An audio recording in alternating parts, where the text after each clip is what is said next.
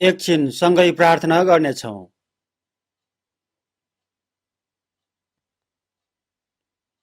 हामीहरूलाई प्रेम गर्नुहुने हाम्रो करुणामय पवित्र परमेश्वर पिताज्यूलाई धन्यवाद र प्रशंसा चढाउँछौँ। परमेश्वरज्यूदेखि टाढा गएर पाप गरिरहेको हामीहरूलाई दया गरिदिनु भएको छ। यसु प्रभुज्यूले हामीहरूले भोग्नुपर्ने दण्ड भोगिदिनु भएको छ। यसु प्रभुज्यूको अनमोल र पवित्र रगतले हाम्रो सबै पापहरूलाई सधैँको लागि एकैचोटि धोइदिनु भएको छ। सित्तैमा हाम्रो आत्मालाई नरकको दण्डबाट बचाइदिनु भएर परमेश्वरज्यूको सन्तान बनाइदिनु भएको छ। परमेश्वरज्यूको अनन्तको राज्य स्वर्गमा जान सक्ने गरी सबै उपकार गरिदिनु भएको छ। धन्यवाद चढाउँछौँ।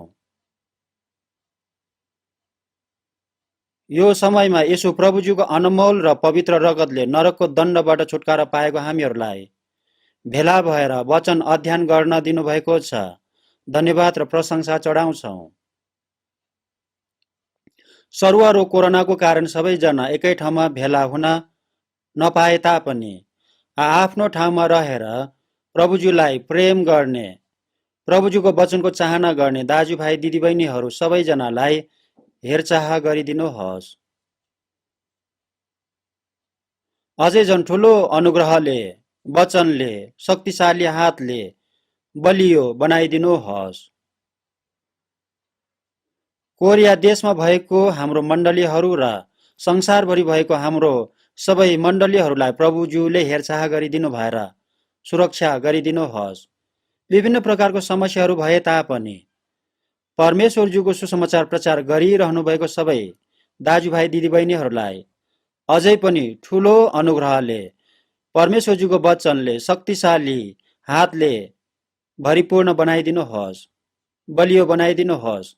वचन अनुसार जिउन, सुसमाचार प्रचार गर्न झन सुरक्षा गरिदिनुहोस्। एकजना पनि पतन नहुने गरी प्रभुज्यूले सुरक्षा गरिदिनुहोस्, सहयोग गरिदिनुहोस्। प्रभुज्यूलाई हृदयदेखि नै प्रार्थना चढाउँछौँ। यो सर्वरोग कोरोनाको विपत्तिबाट चाँडै छुटकारा दिनुहोस्।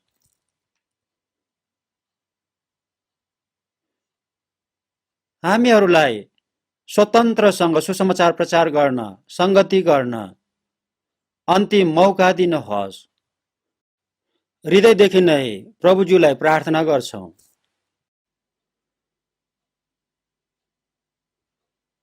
यो समय प्रभु पवित्र आत्माज्यू हामीहरूसँगै रहिदिनुहोस्।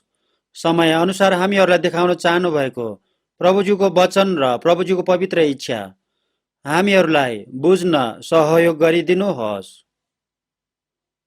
हाम्रो प्रभु येशू ख्रीष्टको नाउँमा प्रार्थना चढाउँछौँ। आमेन।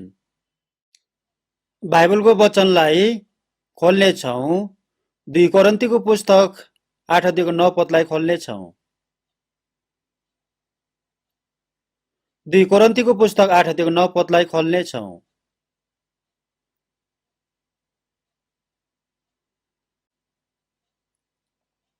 दुई कोरिन्थीको पुस्तक 8 अध्यायको 9 पदको वचनलाई सँगै पढ्नेछौँ।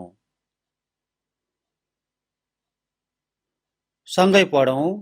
किनकि हाम्रा प्रभु येशू ख्रीष्टको अनुग्रह तिमीहरूलाई थाहा छ। उहाँ धनी हुनुहुन्थ्यो, तरै पनि तिमीहरूको खातिर उहाँ गरिब हुनुभयो, ताकि उहाँको गरिबीबाट तिमीहरू धनी हुन सक।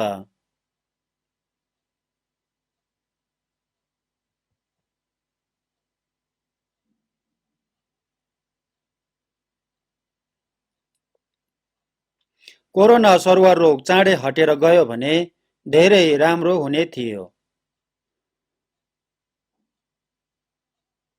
तर अझै पनि हटेको छैन। मास्क लगाउनु नपरे हुन्थ्यो।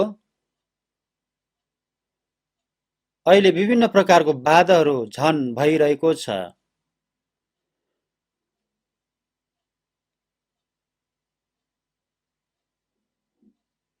प्रवचन दिने व्यक्तिले पनि मास्क लगाएर मात्र प्रवचन दिनुपर्छ भनेको छ। मास्क लगाएर प्रवचन कसरी दिन सक्छ होला?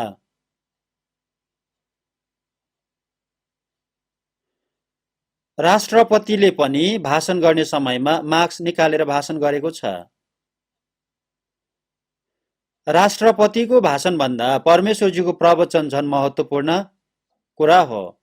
मास्क लगाएर प्रवचन दिनु पर्यो भने अप्ठ्यारो हुन्छ, भन्नुपर्ने कुराहरू पनि भन्न सक्दैन। हाम्रो मण्डलीमा प्रवचन भन्ने ठाउँ र सुन्ने व्यक्तिहरूको दूरी टाढा छ। यहाँबाट त्यहाँसम्म मेरो थुकहरू पुग्दैन। मण्डलीलाई अति नै बाधा हुने नियमहरू अहिले बनाएको छ। यसकारण मास्कको सट्टामा यहाँ मेरो अगाडि सेतो प्लास्टिकको बार लगाएको छ। धेरै राम्रो प्लास्टिकको बार लगाएको कारण तपाईहरूले देख्नु भएको छैन होला। यसकारण हाम्रो मण्डलीमा समस्या छैन। आजको प्रवचनको विषय चाहिँ अहिले हामीहरूले पढेको वचन अनुसार धनी हुनको लागि गरिब भनेर विषय बनाएको छ। विषय नमिलेको जस्तो लाग्यो होला, तर वचन ध्यान दिएर सुन्नुभयो भने बुझ्नुहुनेछ।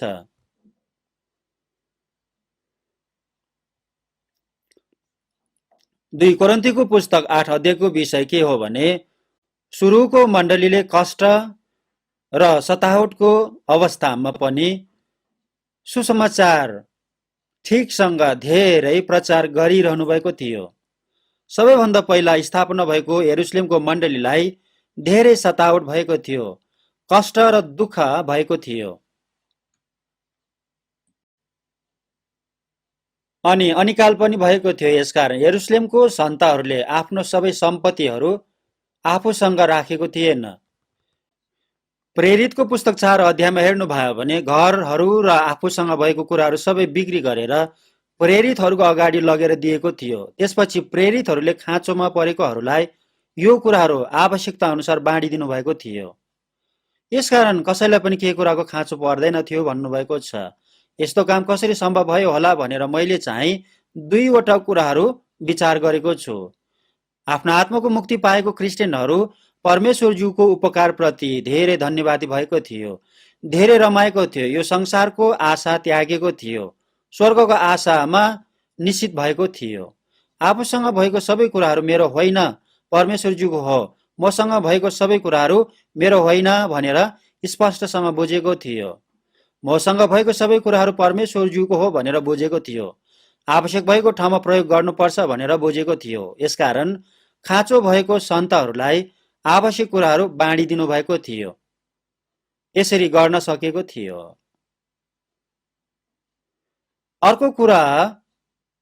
दोस्रो कुरा के हो भने लुकाको सुसमाचार 21 अध्यायमा हेर्नुभयो भने यसु प्रभुजीले अब यरुशलेम चाँडै नष्ट हुन्छ भनेर स्पष्टसँग भनिदिनु भएको थियो। जब यरुशलेमलाई सेनाहरूले घेरेका देख्छ तब त्यसको विनाश नजिक आइपुगेको छ भन्ने जान। यहुदियामा हुनेहरू पहाडतिर भागुन्, बाहिर गाउँमा हुनेहरू सहरभित्र नपसुन्, सहरभित्र हुनेहरू बाहिर चाँडै भागी जाउन्। त्यो दिन ठुलो सङ्कष्ट हुनेछ भन्नुभएको थियो। यसु प्रभुजीले अब चाँडै यरुशलेम नष्ट हुन्छ भन्नुभएको कारण सन्तहरूले तयार गरिरहनु भएको थियो। यरुशलेमभित्र आशा नभएको कारण सबै कुराहरू चाँडै बिक्री गरेर आवश्यक भएकोहरूलाई बाँडिदिएको जस्तो काम गर्नुभएको थियो। उनीहरूले यसरी बाँडिदिने काम गरेको थियो।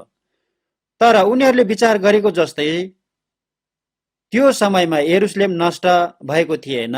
यसकारण यरुशलेमको सन्तहरूलाई विभिन्न प्रकारको खाँचोहरू भएको थियो, गरिब भएको थियो। तर त्यो कारणले गर्दा अन्य जातिहरूलाई प्रभावकारीसँग सुसमाचार प्रचार गरेको थियो। यसकारण आत्माको मुक्ति निश्चित भएको सन्तहरू धेरैजना भएको थियो।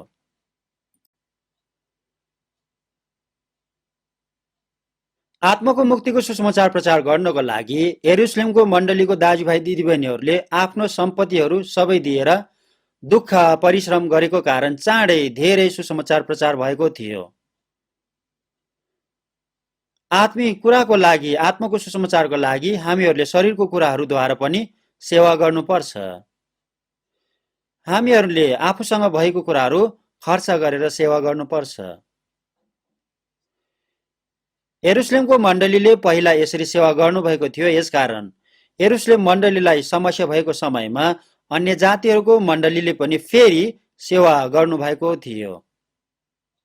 पहिलो, दोस्रो, तेस्रो चोटि, चौथो चोटिसम्म यसरी सहयोग गर्नुभएको कुराहरू बाइबलमा लेखिदिनु भएको छ। 2 कोरिन्थीको पुस्तक 8:1 हेर्नुभयो भने यस्तो काम गर्ने मण्डलीहरू मध्ये माकेडोनिया मण्डली पनि थियो। कष्टको भयंकर परीक्षाको बीचमा पनि प्रशस्त आनन्द र घोर दरिद्रतामा पनि तिनीहरूले उदार चित्तले दान दिए भन्नुभएको छ। विभिन्न प्रकारको सतावट भए तापनि उहाँहरू रमाउनु भएको थियो। उहाँहरूसँग खुसी आनन्द थियो। उहाँहरू गरिब थियो, समस्यामा थियो, तर पनि उदार चित्तले उहाँहरूले राजी खुसीले आफ्नो औकात भन्दा पनि बढी दान दिनुभएको थियो। उहाँहरूले आफ्नो शक्ति भन्दा पनि धेरै खर्च गरेर सुसमाचार प्रचार गर्ने काममा सहभागी भएको थियो। यो काम गर्न पाउनको लागि उहाँहरूले आग्रहपूर्वक बिन्ती गरेको थियो भन्नुभएको छ। हामीहरू पनि जसरी भए पनि यो कामको लागि सहकर्मी हुन्छौँ भन्नुभएको थियो। उहाँहरू गरिब थियो, तर पनि उहाँहरूले आफूलाई भन्दा गरिबहरूलाई सहयोग गर्न हृदयदेखि नै चाहना गर्नुभएको थियो। यसकारण घोर दरिद्रतामा पनि उदार चित्तले झन् धेरै दान दिनुभएको कुरा भन्नुभएको छ। उहाँहरूले पहिले आफैलाई प्रभुज्यूलाई अर्पण गर्नुभएको थियो। सम्पत्ति मात्र होइन, आफैलाई प्रभुज्यूलाई अर्पण गर्नुभएको थियो। उहाँहरूले आफ्नो शरीरलाई पनि प्रभुज्यूलाई अर्पण गर्नु भएर प्रभुज्यूले जस्तै प्रभुज्यूको इच्छा अनुसारको जीवन जिउनु भएको थियो।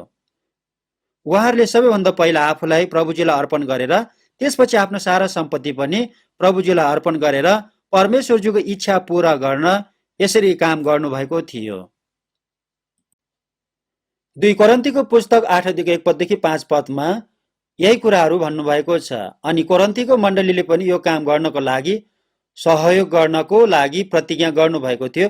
यो कुरा पठाउनु भयो भन्ने वचन दिनुभएको छ।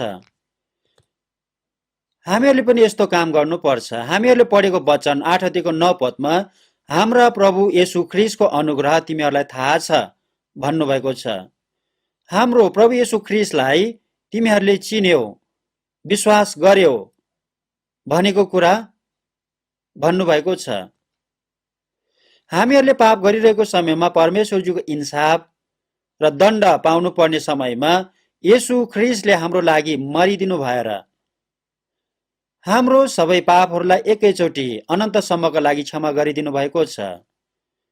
हाम्रो आत्मालाई नरकको दण्डबाट उद्धार गरिदिनु भएको छ।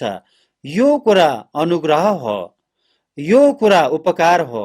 यो अनुग्रह तिमीहरूलाई थाहा छ। येशू ख्रीष्ट धनी हुनुहुन्थ्यो, तरै पनि तिमीहरूको खातिर उहाँ गरिब हुनुभयो भन्नुभएको छ। यो वचनले येशू प्रभुज्यू धनी हुनुहुन्थ्यो तर तिमीहरूको लागि गरिब हुनुभएको हो भन्नुभएको छ।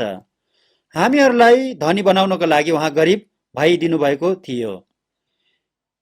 येशू प्रभुज्यूको सबै धन सम्पत्ति हामीहरूले बुझ्न सक्दैनौँ र भन्न पनि सक्दैनौँ।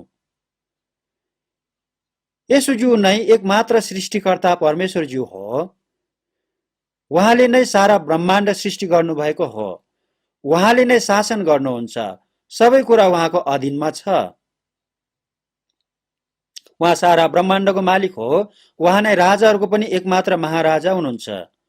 उहाँले करोडौं करोडौं स्वर्गदूतहरू राखेर शासन गरिरहनु भएको छ।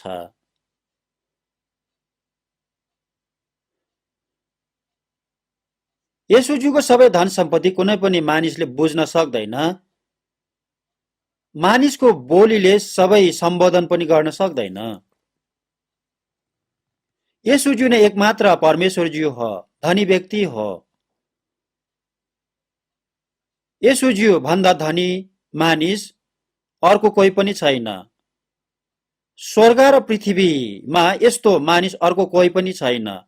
येशूज्यू यस्तो धनी व्यक्ति हुनुहुन्थ्यो। तर यस्तो येशूज्यू मानिसहरूको लागि गरिब भइदिनु भएको छ। उहाँले स्वर्गको सिंहासन छोडेर, महिमाको ठाउँ छोडेर पापले भरेको संसारमा, पृथ्वीमा तल मानिसहरूसँग आइदिनु भएको छ।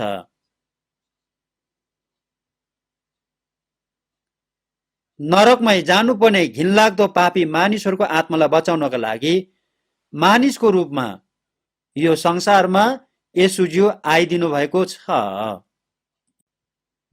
येशू प्रभुजी यो संसारमा जन्मनु भएको समयदेखि मरेर चिहानमा गाड्ने समयसम्मै मानिसहरूको लागि अति नै गरिब भइदिनु भएको थियो। उहाँले सर्वोच्च स्वर्गको महिमाको सिंहासनलाई छोडेर तल यो पृथ्वीमा होचिएर आउनु भएको थियो। मर्ने ठाउँ नभएको कारण क्रुसमा मरिदिनु भएको थियो।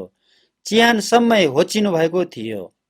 तर परमेश्वरजीले उहाँलाई फेरि सबैभन्दा उच्च पारिदिनु भएर महिमा दिनुभएको छ। येशू प्रभुज्यू हामीहरूलाई धनी बनाउनका लागि गरिब भइदिनु भएको थियो। येशू प्रभुज्यूको गरिबीबाट हामी धनी भएको छ। हामीहरूलाई परमेश्वरज्यूको स्वर्गीय सम्पत्ति दिनको लागि येशू प्रभुज्यू सबैभन्दा गरिब भइदिनु भएको थियो।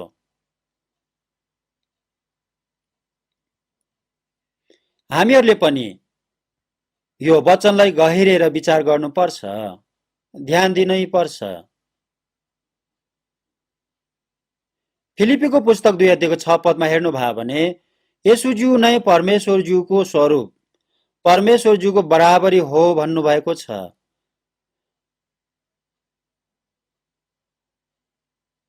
हिब्रूको पुस्तक 1 अध्यायको 6 पदमा परमेश्वरज्यूको सारा स्वर्गदूतहरूले उहाँलाई दण्डवत गरून् भन्नुभएको छ। सबै स्वर्गदूतहरूले येशूज्यूलाई प्रेम गर्छन्, येशू प्रभुज्यूलाई दण्डवत गर्छन्। येशूज्यू अति नै महान व्यक्ति हो, उहाँ अति नै अचम्मको महान व्यक्ति हो। तर उहाँ सबैभन्दा गरिब भइदिनु भएको छ। उहाँ नै एकमात्र सृष्टिकर्ता परमेश्वरज्यू हुनुहुन्थ्यो। उहाँले हामीहरूको लागि, सबै मानिसहरूको लागि गरिब भइदिनु भएको छ। कन्याको गर्भमा उहाँ मानिस भएर जन्मिदिनु भयो। यरुसलेमको दरबारमा जन्मिनु भएको होइन, बेथलेम भन्ने गाउँमा मानिस बस्ने घरमा होइन, पशु बस्ने गोठमा, पशुले खाना खाने डुँडमा जन्मिनु भएको थियो। येशूज्यू पशु राख्ने गोठमा जन्मिनु भएको थियो। येशूज्यूलाई लुगाले बेरेर डुँडमा सुताएर राखेको थियो। पशुको गोबर भएको ठाउँमा, पशुले खाना खाने डुँडमा येशूज्यू जन्मिनु भएको थियो। येशूज्यू यसरी जन्मेको केही समयपछि तुरुन्तै हेरोद राजाले येशूज्यूलाई हत्या गर्नको लागि सेनाहरूलाई आदेश दिएको थियो। यसकारणले येशूज्यूलाई मिश्र देशमा केही समयको लागि लगेको थियो। सारा राजाहरूको पनि महाराजा येशूज्यू थियो। येशूज्यूलाई मार्न खोजेको कारण मिश्र देशमा केही समयको लागि बस्न जानुभएको थियो। हेरोद मरेपछि फर्केर गालिलमा आउनु भएको थियो। गरिब सिकर्मीको छोरा भएर 30 वर्षसम्म सिकर्मी काम गरेर जिउनु भएको थियो। तपाईहरूले कसरी विचार गर्नुभएको छ? किन यस्तो अवस्था भएको होला? सारा स्वर्गदूतहरू पनि यो कुरामा अचम्म भएको थियो होला। उनीहरूले पनि बुझ्न सकेको थिएन होला। लुकाको सुसमाचार 2 अध्यायमा हेर्नुभयो भने बेथलेममा येशूज्यूको जन्म भएपछि स्वर्गदूतसँग 81 स्वर्गीय सेनाको समूह देखा परेको थियो। उनीहरूले स्तुति प्रशंसा गर्दै थियो। येशूज्यूले 30 वर्ष सिकर्मीको छोरा भएर जिइसक्नु भएपछि 3.5 वर्षसम्म परमेश्वरज्यूको छोरा भएर जिउनको लागि येशूज्यूले बप्तिस्मा दिने यूहन्नासँग बप्तिस्मा लिनु भएको थियो। त्यसपछि 40 दिनसम्म केही पनि नखाइकन उपवास बसिसकेपछि शैतानको परीक्षामा जानु भएको थियो। मानिस भएको कारण तिर्खाएको थियो, भोकाएको थियो, थाक्नु भएको थियो, निदाउनु भएको थियो। यस्तो समयमा शैतानले येशूज्यूलाई खिसी गरेको थियो, निन्दा गरेको थियो, परीक्षा गरेको थियो। येशूज्यू नै परमेश्वरज्यू हो। एक मात्र न्यायाधीश हो, शैतानलाई नष्ट गर्न सक्ने व्यक्ति हो, तर सबै परीक्षालाई उहाँले स्वीकार गर्नुभयो र जित्नुभयो।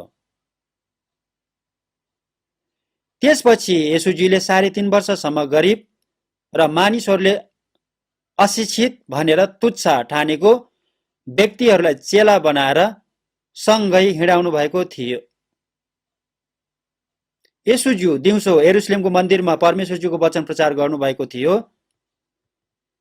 राति चाहिँ जैतुन डाँडामा जानु भएर शीतले भिजेर सुत्नु भएको थियो। आफ्नै जाति यहुदीहरूले घृणा गरेर हत्या गर्नको लागि पछ्याएको थियो। येशूजीले कतिपय समयहरूमा उनीहरूबाट लुक्नु पनि भएको थियो।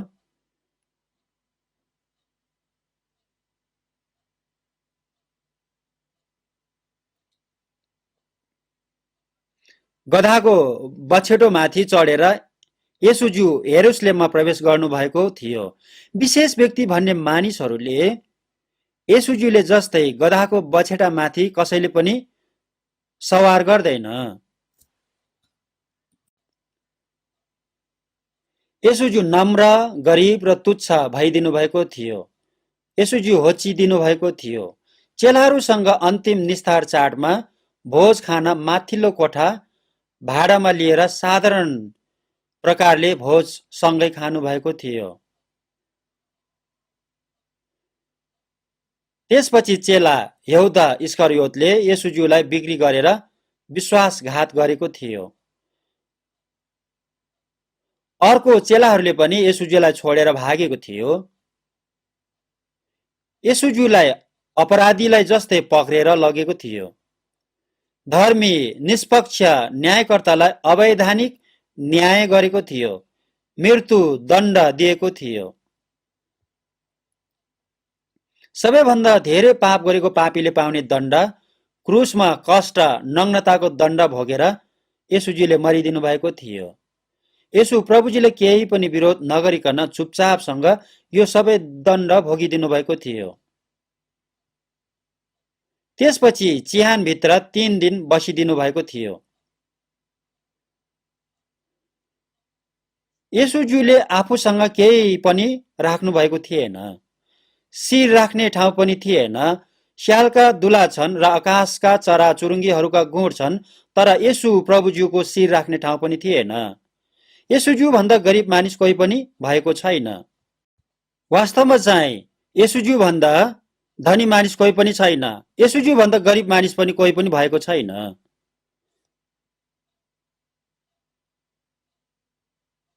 किन यसरी गरिब भइदिनु भएको हो भने तिमीहरूको लागि भन्नुभएको छ। म र तपाईहरूको लागि येशू प्रभुज्यू यसरी गरिब भइदिनु भएको थियो। यो कुरा हामीहरूले बुझ्न नसक्ने कुरा हो, तर यो कुरा सत्य तथ्य हो। किन यसरी गरिदिनु भएको हो भने हामीहरूलाई स्वर्गको धनी बनाउनको लागि यसरी गरिदिनु भएको हो। तिमीहरूका लागि उहाँ गरिब हुनुभयो ताकि उहाँको गरिबीबाट तिमीहरू धनी हुन सक भन्नुभएको छ। सबैभन्दा धनी व्यक्ति सबैभन्दा गरिब भइदिनु भएको कारण के हो भने सबै गरिब मानिसहरूलाई परमेश्वरज्यूको धन सम्पत्तिले धनी बनाइदिनुको लागि हो। फिलिपीको पुस्तक 2 अध्यायलाई सबैजनाले खोलेर पढ्नेछौँ।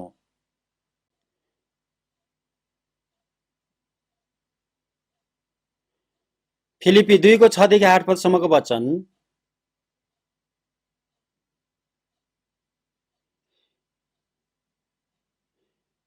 फिलिपी 2 को 6 देखि 8 पदसम्मको वचनलाई पढ्नेछौँ। सँगै पढौँ। परमेश्वरको स्वरूपमा भएर पनि उहाँले परमेश्वरको बराबरी हुने कुरालाई एउटा पक्रिराख्ने वस्तु जस्तो ठान्नु भएन, तर आफैलाई रित्याइकन कमराको रूप धारण गरेर तथा मनुष्य भएर जन्मनु भयो। स्वरूपमा मानिस जस्तै भएर आफैलाई होच्याउनु भयो र मृत्यु समय अर्थात् क्रुसको मृत्यु समय आज्ञाकारी रहनु भयो। परमेश्वरज्यूको स्वरूपमा भएर परमेश्वरज्यूको बराबरी भएर पनि उहाँले त्यो ठाउँलाई छोडेर आफूलाई रित्याएर कमराको रूप धारण गरेर मानिस भएर जन्मिनु भएको थियो।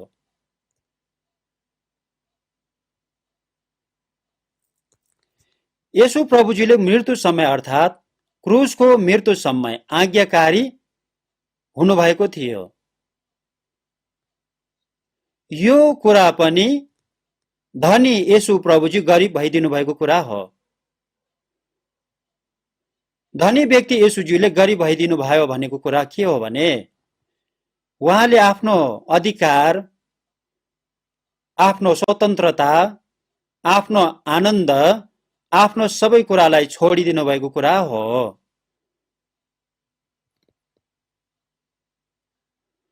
यसु प्रभुजीले सबै कुरामा आफूलाई बलिदान गरिदिनु भएको थियो। यसु प्रभुजीले आफ्नो सबै धन सम्पत्तिलाई छोडेर आफ्नै सो इच्छाले गरिब भइदिनु भएको थियो।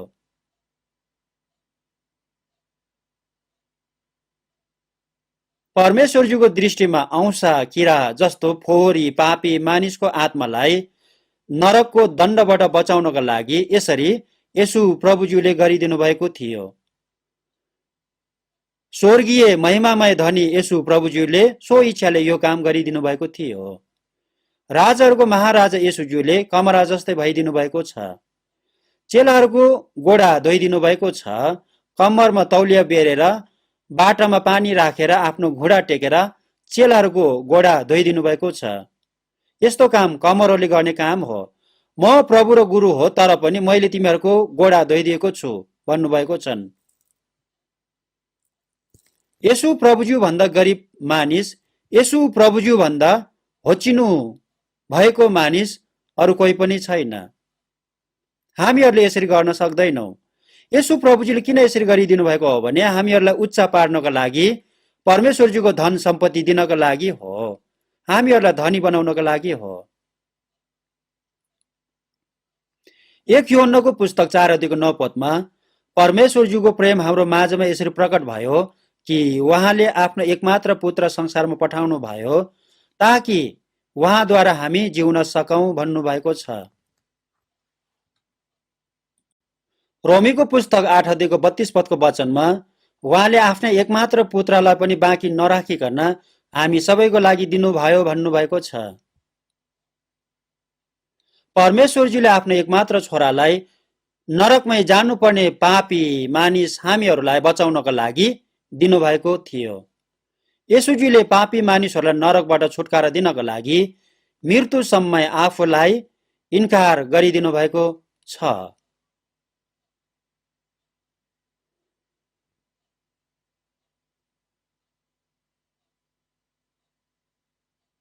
हिब्रूको पुस्तक 2:6-10 पदसम्मको वचनमा हेर्नुभयो भने यसुज्यू स्वर्गदूतहरू भन्दा उच्च व्यक्ति हो भन्नुभएको छ। कुनै पनि स्वर्गदूत परमेश्वरज्यूको पुत्र हुन सक्दैन। सबै स्वर्गदूतहरू परमेश्वरज्यूले सृष्टि गर्नुभएको परमेश्वरज्यूको दास हो अनि आफ्नो आत्माको मुक्ति लिएको परमेश्वरज्यूको सन्तानको दास हो। तर यसुज्यू केही समयको लागि स्वर्गदूतहरू भन्दा केही तल होचिनु भएको थियो। स्वर्गदूतहरू भनेको परमेश्वरज्यूले सृष्टि गर्नुभएको परमेश्वरज्यूको दास हो, आत्माको मुक्ति लिएको परमेश्वरज्यूको सन्तानको सेवकहरू हो। सबै स्वर्गदूतहरूले दण्डवत गर्नुपर्ने महान सर्वोच्च व्यक्ति यसुज्यू हो। तर उहाँले 33.5 वर्षसम्मको लागि यो संसारमा आइदिनु भएर स्वर्गदूतहरू भन्दा केही तलको मानिस भइदिनु भएको थियो। स्वर्गदूतहरू भन्दा सर्वोच्च व्यक्ति तर स्वर्गदूतहरू भन्दा केही समयको लागि होची दिनु भएको व्यक्ति यसुज्यू हो। यसुज्यूले नरकमै जानुपर्ने पापी मानिसहरूलाई उद्धार गर्न यसरी आफूलाई मृत्यु समय इन्कार गरिदिनु भएको थियो। पापी मानिसहरूको लागि आत्माको मुक्तिको काम सबै गरिसक्नु भएपछि फेरि उच्च महिमित स्थानमा जानुभएको छ। किन यसरी गरिदिनु भएको हो भने हिब्रूको पुस्तक 2:10 पदमा हेर्नुभयो भने धेरै सन्तहरूलाई महिमामा ल्याउन मुक्तिका कर्ता यसुज्यूलाई कष्ट भोग्न लगाउनु भयो भन्नुभएको छ। गहुँको दाना माटोभित्र मरेर धेरै फलहरू फलाएको जस्तै परमेश्वरज्यूको एकमात्र छोरा यसुज्यू मरिदिनु भएर परमेश्वरज्यूको सन्तहरू धेरै बनाएर स्वर्गदूतहरू भन्दा उच्च स्थानमा राख्नको लागि हो। स्वर्गदूतहरूभन्दा उच्च व्यक्ति स्वर्गदूतहरूभन्दा तल होचिएको मानिससँग यो संसारमा आउनु भएर मरिदिनु भएको कारण के हो भने स्वर्गदूतहरूभन्दा होचिएको मानिसहरूलाई आत्माको मुक्ति दिएर नरकको दण्डबाट बचाएर परमेश्वरज्यूको उच्च स्थानमा लगेर जानको लागि हो। स्वर्गदूतहरू परमेश्वरज्यूको सन्तान हुन सक्दैन। येशूज्यू होचिएर पापी संसारमा आउनु भएको कारण के हो भने नरकमै जानुपर्ने पापी मानिसहरूलाई बचाएर उच्च पवित्र स्थानमा लगेर जानको लागि हो। उहाँको गरिबीबाट हामीहरूलाई अनन्तको धनी स्वर्गीय धनी बनाउनको लागि यसरी गरिदिनु भएको हो। 2 कोरिन्थीको पुस्तक 5:14-15 पदमा हेर्नुभयो भने ख्रीष्टको प्रेमले हामीलाई बाध्य बनाउँछ, किनभने हामीलाई यो निश्चय छ कि सबैको लागि एकजना मर्नु भएको हुनाले सबै मरे, उहाँ सबैको लागि मर्नुभयो भन्नुभएको छ। नरकमा जानुपर्ने सबै पापी मानिसहरूलाई बचाउनको लागि पापी मानिसको सट्टामा येशूज्यू मरिदिनु भएको छ। येशूज्यू मरिदिनु भएको कारण सबै मानिसहरूलाई नरकबाट बचाइदिनु भएको छ। येशूज्यूले मरिदिनु भएको कारण हामीहरूको आत्मा जीवित भएको छ। पापको कारण आत्मा मरेको थियो, यसकारण पापको ज्याला तिरेपछि मात्रै मरेको आत्मा जीवित हुन्छ। हाम्रो सबै पापको ज्याला येशू प्रभुज्यूले एकैचोटि सधैँको लागि तिरिदिनु भएको छ। येशू प्रभुज्यूले हाम्रो पापको लागि मरिदिनु भएको कारण येशू प्रभुज्यूले हामीहरूलाई जीवित बनाइदिनु भएको छ। प्रभु येशूज्यू सबैका निम्ति मरिदिनु भएको हो, यसकारण अब उसो बाँच्ने र आफ्नै निम्ति बाँच्ने होइन, तर उहाँको निम्ति बाँचुन् जो तिमीहरूको लागि मर्नु भएर फेरि जीवित हुनुभयो भन्नुभएको छ।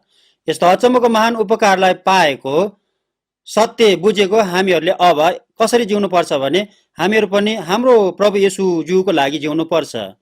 1 पत्रुसको पुस्तक 3:18 पदमा हेर्नु भयो भने हामीहरू परमेश्वरज्यू कहाँ ल्याउन येशू ख्रीष्ट पनि पापहरूको निम्ति सदाको लागि एकचोटि मर्नुभयो, उहाँ शरीरमा मारिनुभयो धर्मी जन अधर्मीहरूका निम्ति भन्नुभएको छ। अधर्मीहरू भनेको हामी मानिसहरू हो। मानिसहरूलाई नरकबाट बचाएर स्वर्गमा परमेश्वरज्यू कहाँ लान महिमामय पवित्र ठाउँमा लानको लागि धर्मी येशूज्यू मरिदिनु भएको हो। यो सत्य तथ्य कुराले हामीहरूले एकछिन पनि भुल्नु हुँदैन।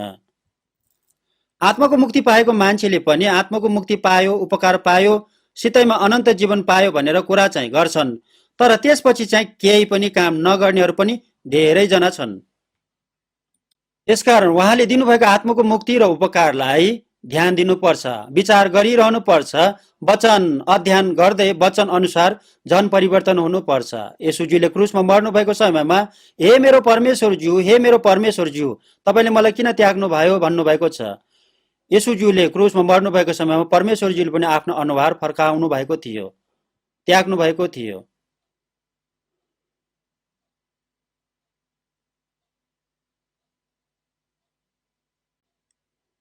सूर्यको तेज कम भएको थियो, सारा देशलाई 3 घण्टासम्म अन्धकारले छोपेको थियो, आकाश र पृथ्वी पनि रोएको थियो। किन रोएको थियो भने हामीहरूलाई नत्यागोस् भनेर रोएको थियो।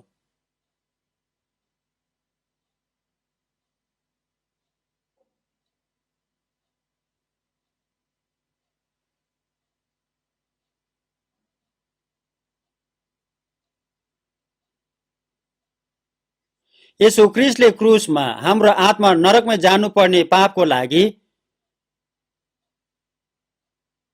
हाम्रो आत्मा नरकदेखि बचाउनको लागि यो उपकार गरिदिनु भएको छ।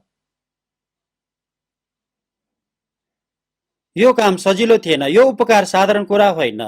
हिब्रूको पुस्तक 11:24-25-26 पदको वचनलाई हेर्नु भयो भने मूसाले जवान भएपछि मिस्र देशको फारोकी छोरा हुन इन्कार गरे। पापको क्षणिक सुख भोग्नुभन्दा बरु परमेश्वरज्यूका मानिसहरूसँग थिचोमिचोमा पर्न तिनले रोजे।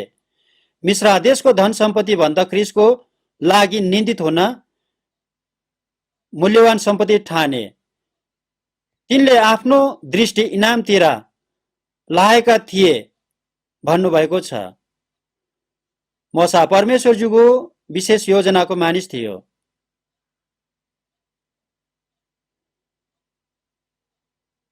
मूसालाई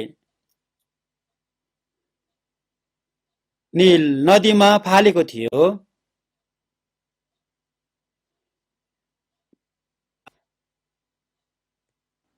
मिश्रा देशको राजकुमारीले मोसालाई नदीबाट निकालेर आफ्नो छोरा बनाएको थियो। मिश्रा देशको राजदरबारमा 40 वर्षसम्म उच्च शिक्षा दिएर हुर्काएको थियो।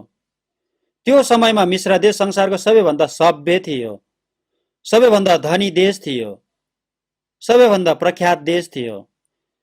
मोसा त्यो देशको राजा हुने सम्भावना पनि थियो, तर मोसाले त्यो देशको मान सम्मान धन सम्पत्तिलाई कसिङ्गरलाई जस्तै फालेको थियो। पापको क्षणिक सुख विलासी जीवन जिउन भन्दा बरु परमेश्वरका मानिसहरूसँग थिचोमिचोमा पर्न मोसाले रोजेको थियो। मोसाले मिश्रा देशको दरबारमा नराम्रो काम गरेको थिएन, तर मोसाले आफ्नो जाति हिब्रूहरूले त्यो समय थिचोमिचोमा परेर दुःख कष्ट भोगिरहेको थाहा पाएको थियो। मोसा पनि हिब्रू जातिको मानिस थियो, तर अहिले आफ्नो जातिले थिचोमिचोमा परेर दुःख कष्ट पाइरहेको समयमा आफू चाहिँ दरबारमा सुखी जीवन जिएर बसेको जीवन पाप हो भनेर बुझेको थियो। नराम्रो दुष्ट काम गरेको मात्र पाप होइन, आफ्नो मानिसहरूले दुःख कष्ट पाइरहेको समयमा आफू चाहिँ चुपचापसँग सुख सुविधाको जीवनमा जिइरह्यो भने यो चाहिँ पाप हुन्छ। यो कुरा पाप हो।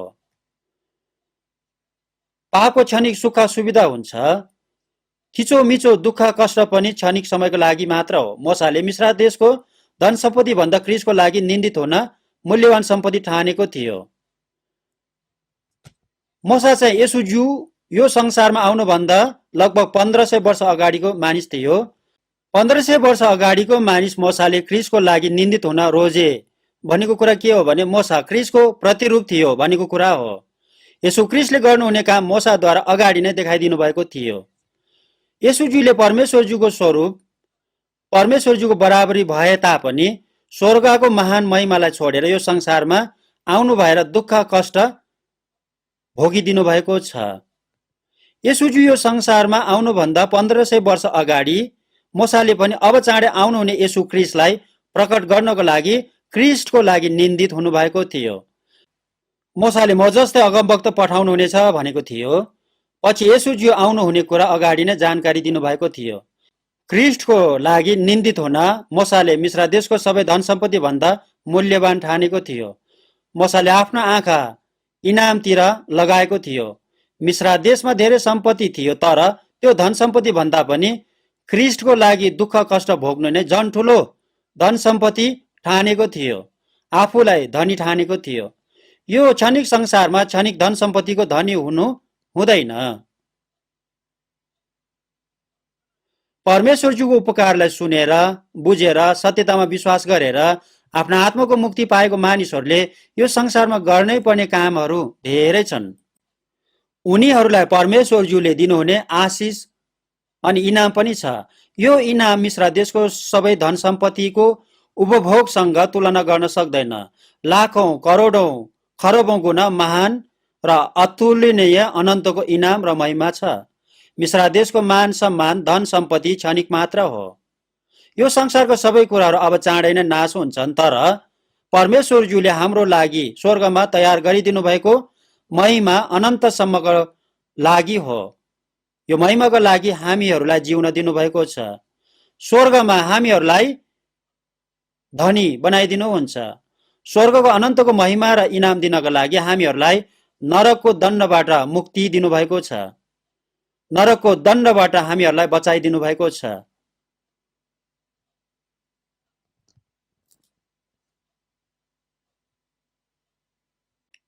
स्वर्गको अनन्तको कुराको लागि हामीहरूले यो संसारको क्षणिक कुराहरूलाई इन्कार गर्नुपर्छ। इस्रायलको पहिलो राजा साउलको कुल बेन्जामिन कुल थियो। पाउल प्रेरितले आफ्नो आत्माको मुक्ति पाउनुभन्दा अगाडि म बेन्जामिन कुलको मानिस हुँ भनेर गर्व गरेको थियो। पहिलो राजाको नाम साउल थियो। यसकारण पाउलले पनि आफ्नो नाम साउल राखेको थियो। म हिब्रूहरूको पनि हिब्रू हो भनेको थियो। आज भोलिको कुरासँग तुलना गर्यो भने म सत्य हो भनेको कुरा हो, परमेश्वरज्यूको आज्ञाकारी मानिस हो भनेको कुरा हो।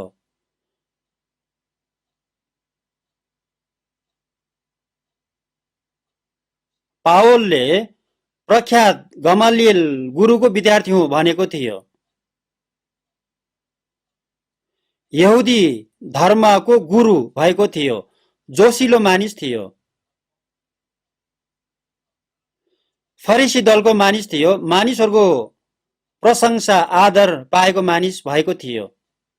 तर उहाँले परमेश्वरज्यूको उपकार बुझेपछि, आफ्नो आत्माको मुक्ति पाएपछि त्यो सबै कुराहरूलाई फालेको थियो। फिलिपीको पुस्तक 3 अध्यायलाई सबैजनाले खोलेर हेर्नेछौँ। फिलिपीको पुस्तक 3 अध्यायको 7 देखि 8 पदको वचनलाई हेर्नेछौँ। फिलिपी 3 को 7 र 8 पदको वचन सँगै पढौँ। तर जति कुरा मेरो निम्ति लाभदायक थिए ती त मैले क्रिस्टको खातिर हानि नै ठाने। साँच्चै भन्ने हो भने क्रिस्ट यसु मेरो प्रभुलाई चिन्न पाउने अमूल्य कुराको तुलनामा सबै कुरालाई म हानि नै ठान्दछु, क्रिस्टलाई प्राप्त गर्न सकु भनेर उहाँको निम्ति मैले सबै कुराको नोक्सानी भोगेको छु, अनि ती सबैलाई फोहोर मैला तुल्य म गन्दछु। मूसाले आफ्नो इस्राएली जातिलाई छुटकाराको लागि आफ्नो सबै कुराहरूलाई फालेको थियो। पावलले चाहिँ आफ्नो आत्माको मुक्ति पाउनुभन्दा अगाडि महत्त्वपूर्ण ठानेको सबै कुराहरूलाई आफ्नो आत्माको मुक्ति पाएपछि फोहोर मैला जसले ठानेको थियो। यसु ख्रीष्टलाई झन झन चिन्नको लागि, यसु ख्रीष्टलाई झन प्रचार गर्नको लागि पावल प्रेरितले त्यो सबै कुराहरू फालेको थियो। परमेश्वरज्यूले यस्तो मूसाको माध्यमबाट इस्राएली जातिलाई मिश्र देशबाट छुटाउनु भएको थियो। पावललाई चाहिँ अन्य जातिहरूको प्रेरित बनाइदिनु भएको थियो। धेरै मानिसहरूलाई आफ्नो आत्माको मुक्ति पाउने गरी प्रचार गर्न प्रयोग गर्नुभएको थियो। सुरुमा पावलको नाम साउल थियो। साउल भनेको ठुलो भनेको हो, पावल भनेको चाहिँ सानो भनेको हो, म सानो हुँ भनेको हो। यसकारण पावलले हरेक समय म पापीहरू मध्ये मुख्य हुँ भनेको छ। म प्रेरित भन्न योग्यको छैन, म सन्तहरू मध्ये सबैभन्दा सानो छु, म जो छु परमेश्वरज्यूको उपकारले छु, मैले गर्व गर्ने घमण्ड गर्ने मेरो केही पनि छैन भन्नुभएको छ। हरेक समय परमेश्वरज्यूको उपकारलाई भुलेको थिएन।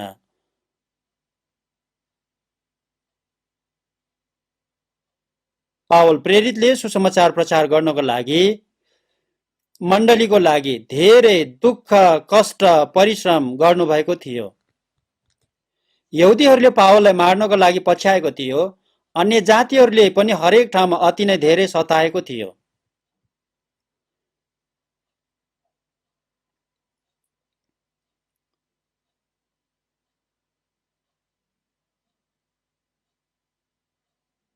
प्रेरितको पुस्तक 20 अध्यायको 24 पदको वचनमा पावल प्रेरितले म आफ्नो निम्ति मेरो जीवनलाई कुनै मोलको र प्रिय ठान्दिन, यति मात्र म चाहन्छु कि परमेश्वरका अनुग्रहको सुसमाचार प्रचार गर्न मेरो दौड र प्रभुबाट मिलेको मेरो सेवा पूरा गर्न सकूँ भन्नुभएको छ।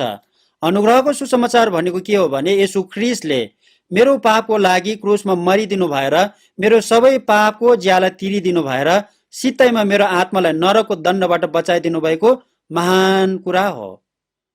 यो उपकार हो, यो अनुग्रह हो। यो अनुग्रहको सुसमाचार प्रचार गर्न मेरो जीवन सबै अर्पण गर्न सक्छु, अलिकति पनि प्रिय ठान्दिन भन्नुभएको छ। यसकारण 2 कोरिन्थीको पुस्तक 11 अध्यायमा हेर्नुभयो भने पावल प्रेरितले ज्यादै परिश्रम गर्नुभएको थियो। धेरैचोटि कैदमा परेको थियो, अनगिन्ती कोर्राको पिटाइ खाएको थियो। 5 पल्ट यहुदीहरूको हातबाट 1 कम 40 गरी कोर्रा खाएको थियो।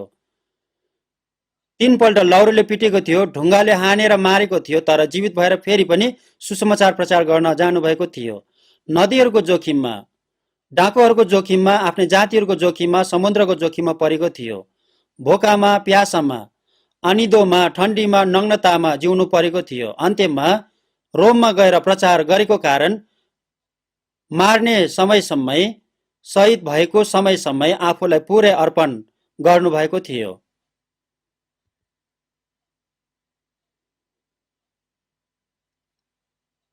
एक कोरिन्थीको पुस्तक 9 अध्यायको 19 पदमा हेर्नुभयो भने म मानिसहरूबाट स्वतन्त्र भए तापनि अझ धेरैले जित्न सकौं भनेर मैले आफैलाई सबैको दास तुल्याएँ भन्नुभएको छ। पाउल प्रेरित स्वतन्त्र मानिस थियो। त्यसरी दुःख कष्ट भोग्नुपर्ने खाँचो थिएन, तर उहाँले सो इच्छाले राजी खुसीले आफूलाई इन्कार गरेर धनी मानिस गरिब भइदिनु भएको थियो।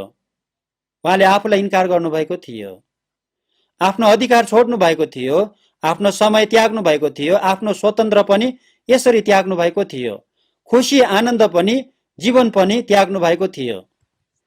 येशूज्यूले हामीहरूको लागि गरिब भइदिनु भएको थियो। पाउल प्रेरितले सुसमाचार प्रचार गरेर हराएको आत्माहरूलाई खोज्न र बचाउनका लागि आफ्नो सबै कुराहरू यसरी त्याग्नु भएको थियो, गरिब भइदिनु भएको थियो।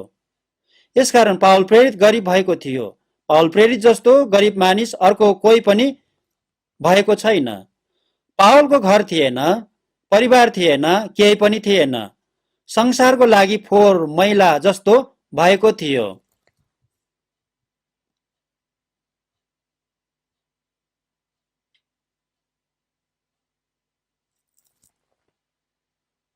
एक कोरिन्थीको पुस्तक 11:1 पदमा जसरी मैले ख्रीष्टको अनुसरण गरेको छु त्यसरी नै तिमीहरूले मेरो अनुसरण गर भन्नुभएको छ। पाउल प्रेरितले येशू ख्रीष्टको अनुसरण गर्नको लागि अति नै प्रयत्न गरेर आज्ञाकारी जीवन जिउनु भएको थियो। गलातीको पुस्तक 6:17 पदमा हेर्नु भयो भने म आफ्नो शरीरमा येशूज्यूको डामहरू धारण गर्छु भन्नुभएको छ। यो डाम दुःख कष्टको डाम हो। येशूज्यूले क्रुसमा दुःख कष्ट एकैचोटि पूरा गरिदिनु भएको थियो, तर पाउल प्रेरितले चाहिँ जीवनभरि नै मर्ने समय त्यो दुःख कष्ट भोग्नु भएको थियो। हामीहरूले प्रभु येशूज्यूको अनुसरण गर्नुपर्छ। प्रभु येशूज्यू जस्तै हामीहरू पनि विनम्र र कोमल हृदयको हुनुपर्छ। प्रभु येशूज्यू जस्तै पवित्र हुनुपर्छ। प्रभु येशूज्यू जस्तै आज्ञाकारी हुनुपर्छ। हराएको आत्माहरूलाई खोजेर बचाउन प्रभु येशूज्यूले जस्तै दुःख कष्ट भोग्नुपर्छ, परिश्रम गर्नुपर्छ। एक पत्रुसको पुस्तक 2 अध्यायलाई सबैजनाले खोल्नुहोस्।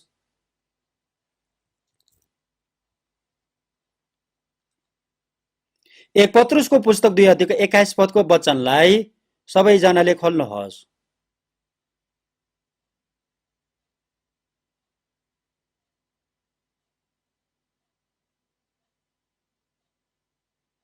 एक पत्रुस 2 अध्यायको 21 पदको वचनलाई पढ्नेछौँ।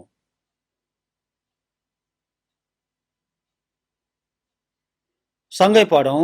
किनकि यसैको निम्ति तिमीहरू बोलाएका हौ, ख्रीष्टले पनि तिमीहरूका निम्ति कष्ट भोग्नु भयो अनि तिमीहरूका लागि एउटा उदाहरण छोडी जानु भयो र तिमीहरू उहाँकै पाइलामा हिँड्नु पर्छ। आफ्नो आत्माको मुक्ति पाएको मानिसलाई ख्रीष्टको लागि दुःख कष्ट भोग्न बोलाउनु भएको छ।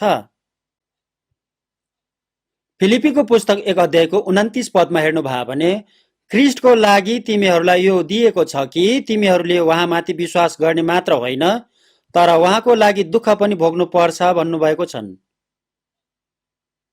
हामीहरूलाई विश्वास गरेर आत्माको मुक्ति लिन र दुःख कष्ट पनि भोग्न अनुग्रह दिनुभएको छ। आत्माको मुक्ति पाएपछि रमाएर मात्र बस भन्नुभएको छैन। आत्माको मुक्ति पाएको मान्छेले येशूज्यूको लागि दुःख कष्ट पनि भोग्नु पर्छ, परिश्रम गर्नुपर्छ। येशू ख्रीष्टको लागि दुःख कष्ट भोग्नु पर्छ। येशू ख्रीष्टको लागि दुःख कष्ट भोग्नु पर्छ भनेको कुरा के हो भने येशू प्रभुजीले पूरा गरिदिनु भएको सुसमाचार प्रचार गर्न परिश्रम गर भन्नुभएको कुरा हो, दुःख गर भन्नुभएको कुरा हो। क्रिस्टले पनि तिमीहरूको लागि कष्ट भोग्नुभयो अनि तिमीहरूका लागि एउटा उदाहरण छोडी जानुभयो र तिमीहरू उहाँकै पाइलामा हिँड्नु पर्छ भन्नुभएको छन्। क्रिस्टले पनि हामीहरूको लागि कष्ट भोग्नु भएको हो, कष्टको उदाहरण देखाइदिनु भएको छ। हामीहरू पनि येशूजुकै पाइलामा हिँड्नु पर्छ। येशू प्रभुजीलाई पछ्याउनेले आफूलाई इन्कार गर भन्नुभएको छ। आफूलाई इन्कार गर भनेको कुरा के हो भने आफ्नो इच्छा, आफ्नो आकांक्षा, आफ्नो विचार, आफ्नो योजना सबै त्याग्नु पर्छ भनेको कुरा हो। क्रुस भनेको दुःख, कष्ट, बलिदान हो। येशू प्रभुजीलाई पछ्याएर हिँड्ने बाटो दुःख, कष्ट र बलिदानको बाटो हो। पत्रुस पनि यही बाटोमा जानुभएको थियो, अरू सबै प्रेरितहरू पनि यही बाटोमा जानुभएको थियो, पाउल प्रेरित पनि यही बाटोमा जानुभएको थियो, त्यसपछि धेरै सन्तहरूले पनि यही बाटोमा जानुभएको थियो। हामीहरू पनि यो बाटोमा जानुपर्छ। यसो ख्रिस्टले हाम्रो लागि कष्ट भोग्नु भएर हामीहरूलाई एउटा उदाहरण छोडी जानुभएको छ। हामीहरू उहाँकै पाइलामा हिँड्नुपर्छ।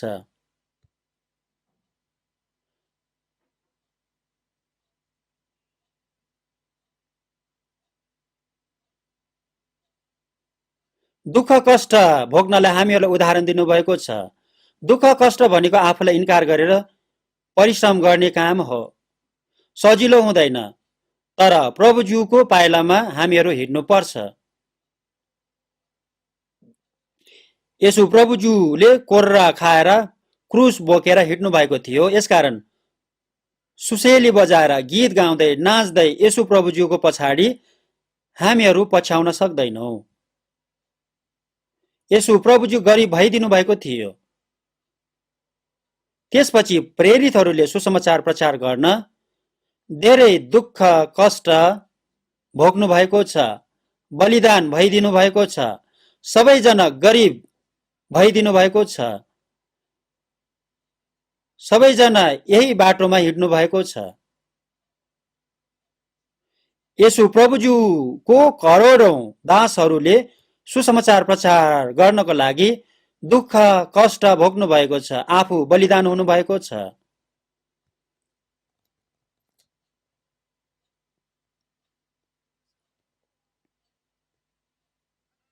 गरिबहरूले करोडौं मानिसहरूलाई धनी बनाइदिनु भएको छ। आफ्नो आत्माको मुक्ति लिन सक्ने बनाइदिनु भएको छ। स्वर्गमा जान सक्ने बनाइदिनु भएको छ।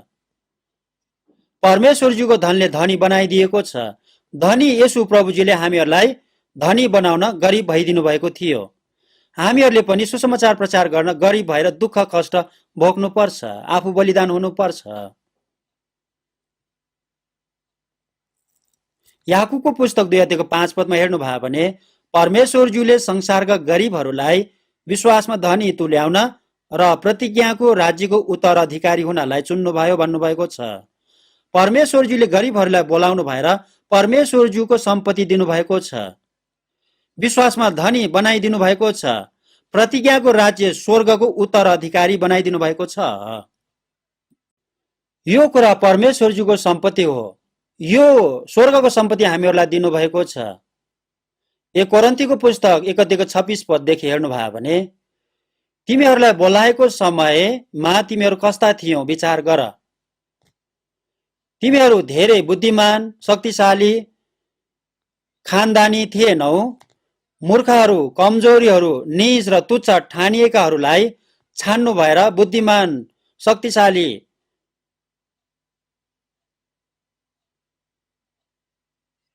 खानदानी भन्नेहरूलाई शर्ममा पार्नु भयो भन्नुभएको छ। परमेश्वरज्यूले यो संसारको गरिबहरूलाई, दुर्बलताहरूलाई, मूर्खहरूलाई, निज र तुच्छ ठानेकोहरूलाई छान्नु भएको छ। यस्तो व्यक्तिहरू हामीहरूलाई परमेश्वरज्यूले छान्नु भएको छ।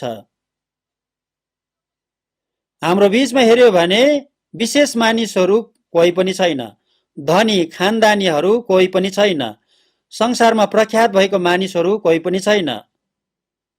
त्यस्तो मानिसहरूलाई हामीहरूले सुसमाचार प्रचार गरेर बचाउन पनि सक्दैन।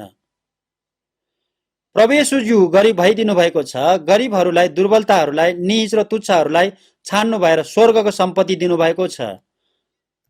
यसु प्रभुज्यूले हामीहरूलाई स्वर्गको धनी बनाइदिनु भएको छ। आफ्नो आत्माको मुक्ति लिएको मानिसको अनन्तको पिताज्यू, सारा ब्रह्माण्डको मालिक, सृष्टिकर्ता एकमात्र परमेश्वरज्यू हुनुभएको छ। पिताज्यूले आफ्नो सन्तानलाई असल असल कुराहरू सबै दिनुहुन्छन्। पिताज्यूले आफ्नो सन्तानलाई असल असल कुराहरू दिन्छन्। हामीहरू परमेश्वरज्यूको सन्तान हुने अधिकार पाएको छ। स्वर्ग दूतले यो अधिकार पाएको छैन।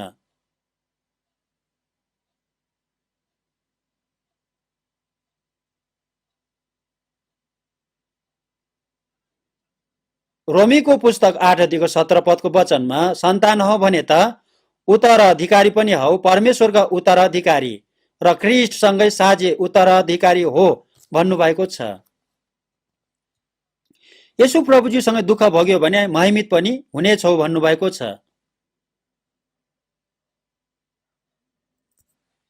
हामीहरूलाई दिनुभएको धन सम्पत्ति हामीहरूले हिसाब गर्नै सक्दैनौ। सर्वोच्च परमेश्वरज्यू हाम्रो पिताजी हो। अनन्तको महिमित स्वर्गमा प्रवेश गर्न पाउने उत्तराधिकारी हामीहरूले पाएको छ। हामीहरू धर्मपुत्र भएको छ। सारा स्वर्गदूतहरूले हाम्रो सेवा गर्छन्, यो कुरा भन्नुभएको छ। हामीहरू अति नै धनी व्यक्तिहरू हो।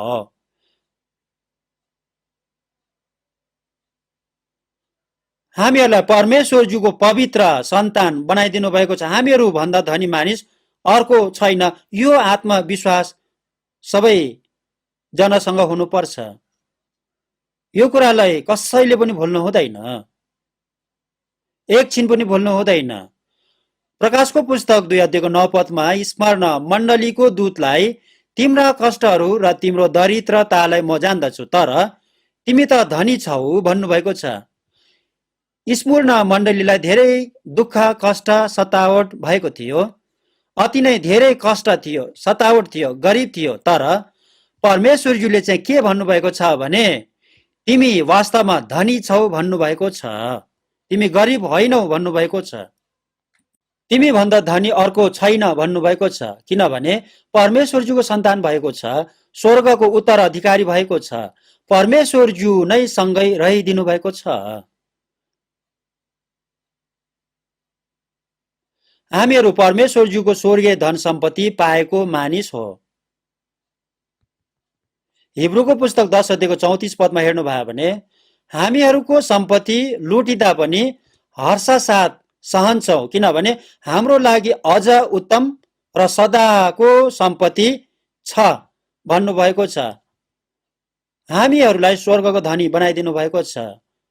मार्टिन लुथरले लेखेको भजनमा, मेरो सम्पत्ति, मान सम्मान, इज्जत, जीवन सबै शत्रुले लुटेर लगे तापनि म खुसी नै छु। मेरो प्रभुज्यूसँग मेरो धेरै धन सम्पत्ति छन्, सदाका लागि छ भन्नुभएको छन्। सम्पत्ति, मान सम्मान, इज्जत, जीवन सबै लुटेर लगे तापनि हाम्रो लागि अझ उत्तम र अनन्तको सम्पत्ति स्वर्गमा परमेश्वरज्यूले दिनुभएको छ। परमेश्वरज्यूले हामीलाई प्रतिज्ञा गर्नुभएको अनन्तको उत्तम सम्पत्ति छ। प्रायजसो मानिसहरू संसारमा जसरी भए पनि अरू भन्दा धनी भएर सुखाविलासी जीवन जिउन विचार गरिरहेको छ। तर हामीहरू चाहिँ यस्तो विचार गर्नु हुँदैन। संसारिक शारीरिक कुराहरूको लागि हाम्रो आत्मालाई परमेश्वरज्यूले बचाइदिनु भएको होइन। हामीहरूलाई नरकबाट, विनाशबाट उद्धार गरिदिनु भएको छ, आत्माको मुक्ति दिनुभएको छ। यसकारण अब हामीहरू स्वर्गको धनी हुनको लागि यसु प्रभुज्यू जस्तै, प्रेरितहरू जस्तै आफ्नो स्वइच्छाले हामीहरू पनि गरिब भइदिनु पर्छ। यो कुरा सबैजनाले सिक्नै पर्छ। यो कुरालाई सबैजनाले बुझ्नै पर्छ। यसु प्रभुज्यूको महान उपकार पाएको सन्तहरूले यसु प्रभुज्यूले गरिदिनु भएको काम जस्तै गर्नुपर्छ।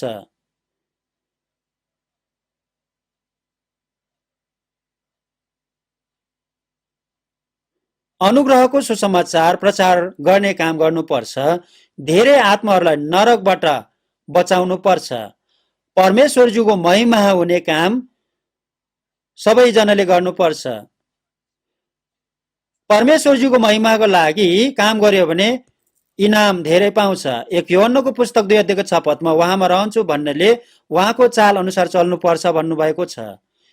यसो प्रभुजीलाई विश्वास गर्नेले आफ्नो लागि जिउँदैन, यसो प्रभुज्यूको लागि जिउँछ। यसो प्रभुज्यूको लागि जिउँछु भनेको के हो भने स्वर्गको सम्पत्तिको लागि जिउँछ। अझै झन् धेरै आत्माहरूलाई नरकबाट बचाउन सुसमाचार प्रचार गरेर जिउँछन्। सुसमाचार प्रचार गर्नको लागि धेरै परिश्रम दुःख गर्छन्। हामीहरूले आफ्नो अधिकार, आफ्नो आनन्द, आफ्नो विश्रामलाई छोड्नुपर्छ। आवश्यक भएको ठाउँमा आफ्नो जीवन पनि दिनुपर्छ। दुःख गर्नुपर्छ, गरिब भइदिनुपर्छ। यस्तो मान्छेबाट परमेश्वरजीले अझै झन् धेरै आत्माहरूलाई स्वर्गमा जान सक्ने बनाइदिनुहुन्छ। हामीहरूले यसरी गर्यो भने धेरै आत्माहरू पनि स्वर्गको धनी हुन सक्छन्।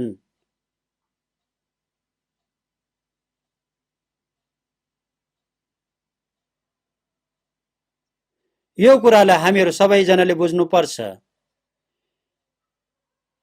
यसो प्रभुज्यूले उहाँको खुसी, आनन्द, शान्ति हामीहरूलाई दिनको लागि यसो प्रभुज्यूले नग्नता, कष्ट, दुःख भोगिदिनु भएको छ।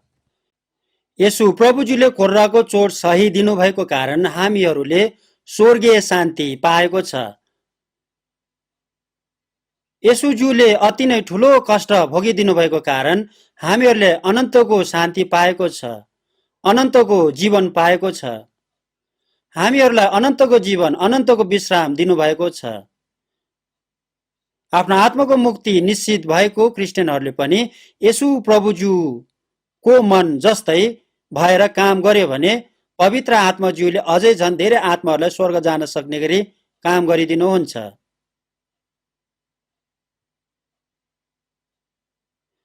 आमाले प्रसुति वेदना सही दिनुभएको कारण एउटा जीवन, एकजना बच्चा जन्मिन्छ। यो जस्तै क्रिस्चियनहरूले दुःख, कष्ट सहिदियो भने, बलिदान गरिदियो भने नरकमा जानै पर्ने आत्माहरूले आत्माको मुक्ति पाएर परमेश्वरज्यूको सन्तान भएर जन्मन पाउँछ। यो काम अति नै महत्त्वपूर्ण काम हो। अगाडि आत्माको मुक्ति पाएको मानिसहरूले नरकमा गइरहेको आत्माहरूलाई बचाउन दुःख, कष्ट, परिश्रम गर्न सकेन भने, आफूलाई बलिदान गर्न सकेन भने उनीहरूलाई बचाउन सक्दैन। गहुँको दाना माटोभित्र मरेन भने ऊ एक्लै हुन्छ।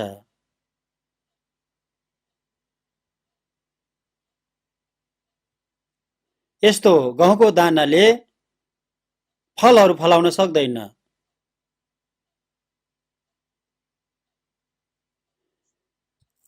2 कोरिन्थीको पुस्तक 4 अध्यायको वचनलाई सबैजनाले खोल्ने छौं।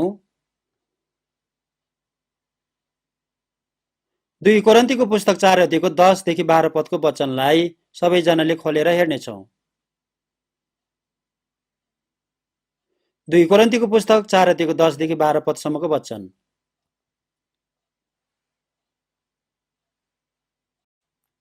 सँगै पढ्नेछौं। यसुको जीवन हाम्रा शरीरमा प्रकट होस् भनेर हामी उहाँको मृत्यु सधैँ हाम्रा शरीरमा बोकी हिँड्छौं, किनकि हामी जीवित छँदा पनि यसुको खातिर सधैँ मृत्युको मुखैमा परिबस्छौं। यस हेतुले कि यसुको जीवन हाम्रा मरणशील शरीरमा प्रकटित होस्। यसरी मृत्युले हामीमा काम गर्दछ, तर जीवनले तिमीहरूमा। यतिसम्म मात्र पढ्ने छौं। यो वचन अति नै महत्त्वपूर्ण वचन हो। हामी सधैँ येशूज्यूको मृत्यु बोकी हिँड्छौं भनेको छ। येशूज्यूलाई क्रुसमा मारेको थियो। क्रुसलाई बोकेर हामीहरूले पनि येशू प्रभुज्यूको दुःख भोगेको जीवन, येशूज्यूको जीवन हाम्रो शरीरमा प्रकट गरेको हो। हामी भित्र भएको यसु प्रभुज्यूको जीवन अर्को मानिसहरूलाई देखाउन, प्रचार गर्न हामीहरूले पनि यसु प्रभुज्यूले जस्तै दुःख, कष्ट भोग्नु पर्छ, आफूलाई बलिदान गर्नुपर्छ। यसु प्रभुज्यूले नमरिदिनु भएको भए हामीहरूले आत्माको मुक्ति पाउने थिएन। यसु प्रभुज्यूको मृत्यु र हामीले पाउने कष्ट फरक छ।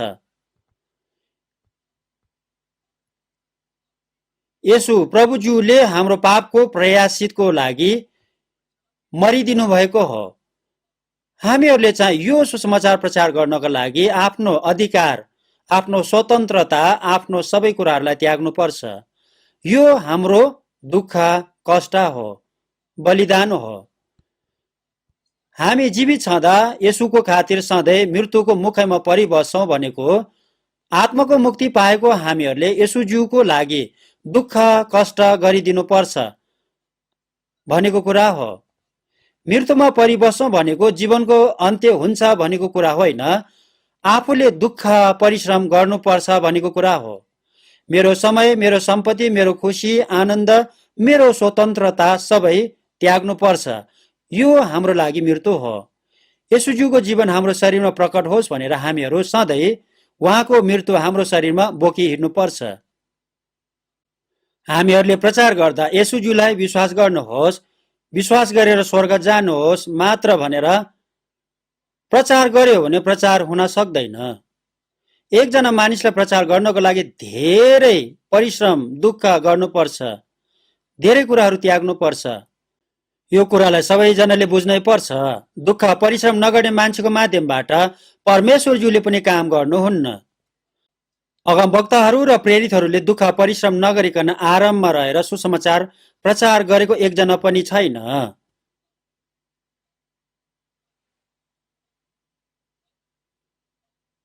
मृत्युले हामीमा काम गर्छ, तर जीवनले तिमीहरूमा काम गर्छ भन्नुभएको छन्। एउटा बालक जन्माउनको लागि आमाले सुत्केरी वेदना सहनु पर्छ। उहिले बालक जन्मदाखेरि मरेको आमाहरू धेरै थियो। बाइबलमा यो कुराहरू पनि लेखेर दिनुभएको छ। मृत्युले हामीमा काम गर्छ भनेको दुःख, कष्ट, परिश्रम गर्नुपर्छ भनेको कुरा हो। मर्न पनि तयार भएर काम गरेपछि जीवन पाउँछ। यसु प्रभुज्यूको जीवन प्रचार हुन्छ। गहुँको दाना माटोमा परेर मर्नुपर्छ, कुहिनु हुँदैन। जीवन नभएको, मर्न योग्यको नभएको हो, उसले केही पनि गर्न सक्दैन। जीवन भएको मानिस मर्नको लागि योग्य भएको मानिस हो। यो जीवनले परिश्रम गर्यो भने 30 गुणा, 60 गुणा, 100 गुणा फल फलाउँछ। असल जमिनमा परेको बिउ भनेको सुसमाचारको लागि परिश्रम गर्ने मान्छे भनेको हो। उसको माध्यमबाट धेरै मानिसहरूले आफ्नो आत्माको मुक्ति पाउने काम हुन्छ। मर्यो भने त्यसले धेरै फल फलाउन सक्छन्। हामीहरूले पनि गहुँको दानाले माटोभित्र मरेर धेरै फल फलाएको जस्तै यसुज्यूको लागि दुःख, परिश्रम, कष्ट गरेर सुसमाचार प्रचार गरेर धेरै आत्माहरूलाई नरकको दण्डबाट बचाइदिनु पर्छ। आत्मिक फलहरू धेरै फलाउन सक्छन्। यो काम हामीहरूले गर्नै पर्छ। 2 कोरिन्थीको पुस्तक 6 अध्यायको वचनलाई सबैजनाले खोल्नुहोस्। 2 कोरिन्थीको पुस्तक 6 को 10 पद। 6 अध्यायको 10 पद सँगै पढ्नेछौँ। अफसोसी तापनि सधैँ आनन्दित, गरिब तापनि धेरैले धनी तुल्याउने, केही नभए जस्तो तापनि सबै थोक भएका। अफसोसी मानिस जस्तो तर सधैँ आनन्दित हुन्छ। क्रिस्चियनहरूलाई दुःख कष्ट पाएको अफसोसी मानिस जस्तो देखे तापनि तर वास्तवमा चाहिँ सधैँ खुसी आनन्दित हुन्छ। फलामको साङ्लाले बाँधेर कैदी बनाएर पिटे तापनि, कैदी बनाएर जमिन मुनि थुने तापनि सिलास र पावलले आनन्दित भएर प्रशंसाको भजन गाउँदै थियो। उहाँहरू रोएर बस्नु भएको थिएन। गरिब जस्तो भए तापनि तर धेरै मानिसहरूलाई धनी बनाउँछन्। संसारको कुरामा गरिब भए तापनि धेरै मानिसहरूको आत्मा बचाएर स्वर्गमा जान सक्ने बनाइदिन्छन्, धनी बनाउँछन्।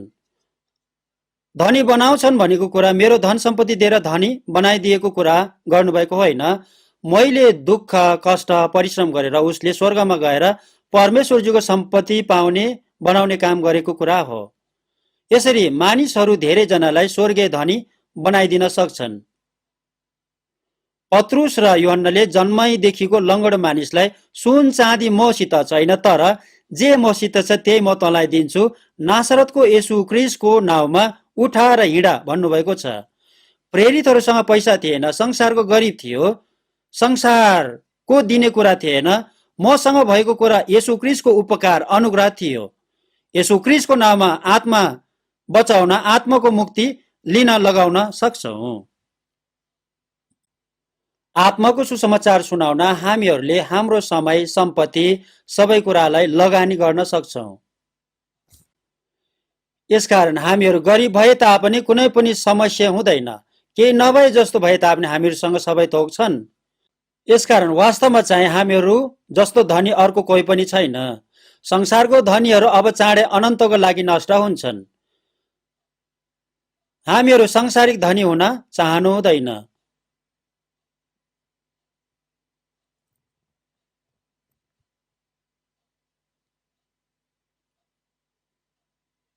हामीहरूले स्वर्ग राज्यको धनी हुन परिश्रम गर्नुपर्छ। अनन्तको धनी हुन, अनन्तको धन सम्पत्तिको लागि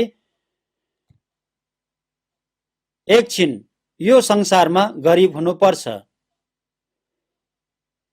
परमेश्वरज्यूको महिमाका लागि जियो भने हामीहरूले इनाम पाउँछ, स्वर्गको सम्पत्ति हामीहरूले पाउँछ। 2 कोरिन्थीको पुस्तक 4:17 पदमा हाम्रो हलुका र क्षणभरको कष्टले हाम्रो निम्ति अतुलनीय तथा अनन्तको महान महिमा तयार गरिरहेछ भन्नुभएको छन्। हामीहरूले पाएको सतावट, कष्ट, गरिब यस्तो कुराहरू एक क्षणको कुराहरू मात्र हो। एक क्षणको दुःख, कष्ट, गरिबले अनन्तको महान महिमा तयार गरिरहेको छ।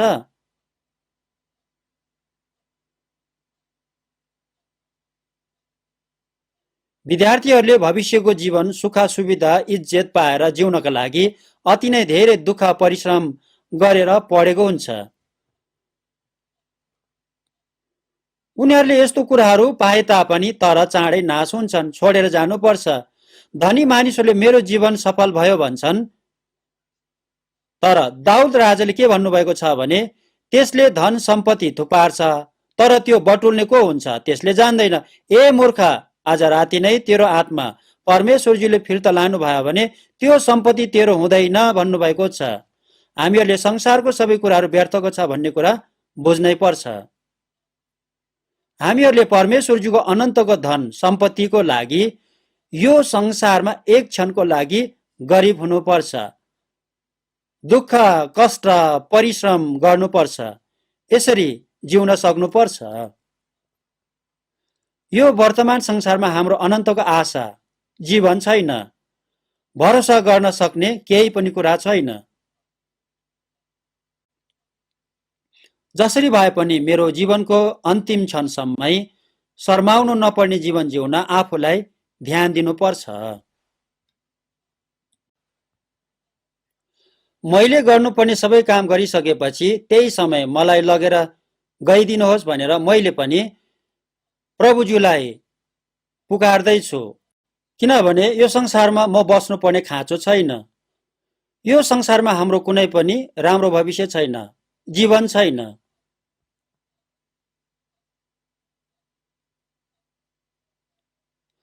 अमेरिकाको प्रख्यात प्रचारक डेल मुडीले वचन प्रचार गर्ने समयमा सेङ्की भन्ने व्यक्तिले भजन गाइदिनुहुन्थ्यो। आत्माको लागि प्रेरणा पाउने गरी धेरै राम्रोसँग भजन गाउनुहुन्थ्यो। सेङ्की पनि नयाँ गरेर फेरि जन्मेको मानिस थियो। सेङ्की चाहिँ सबैले मनपर्ने स्थानमा थियो। डेल मुडीले सेङ्की, हामीहरू प्रभुमा दाजुभाइ हो, तपाईँ पनि मसँगै सुसमाचार प्रचार गर्न, दुःख, कष्ट, परिश्रम गर्न जाउँ भनेको थियो। सेङ्कीले चाहिँ के भनेको थियो भने म यस्तो राम्रो स्थानमा छु, उच्च स्थानमा छु, राम्रो मिठो खाना पाउने स्थानमा छु, यस्तो कुराहरूलाई त्यागेर म तपाईसँग यस्तो दुःख, कष्ट, परिश्रम गर्न जाँदिन भनेको थिएन। सेङ्कीले के भनेको थियो भने ओके म तयार छु भनेर त्यो समयदेखि डेल मुडीसँगै सहकर्मी भएर सुसमाचार प्रचार गरेको थियो। त्यसपछि मानिसहरूले के भनेको थियो भने सेङ्कीले भजनबाट सुसमाचार सुनाउनुहुन्छ, मुडीले वचनबाट सुसमाचार सुनाउनुहुन्छ भनेको थियो। उहाँले प्रचार गर्ने ठाउँमा मानिसहरू धेरैजना वचन सुन्न आउनुहुन्थ्यो। डेल मुडीले प्रचार गर्न सेङ्की असल सहकर्मी हुनुभएको थियो। जर्मन देशको जिङजेन डोल्फो धेरै धनी मानिस थियो, तर उहाँले त्यो सबै धन सम्पत्ति सुसमाचार प्रचार गर्नको लागि दिनुभएको थियो। यसो प्रभुज्यूले तिम्रो लागि यसरी दुःख कष्ट भोगिदिनु भयो, तर तिमीले चाहिँ उहाँको लागि के गर्यो भन्ने चित्रको अगाडि जिङजेन डोल्फोले आफ्नो मन परिवर्तन गरेको थियो। अब म पनि यसरी गर्छु भनेको थियो।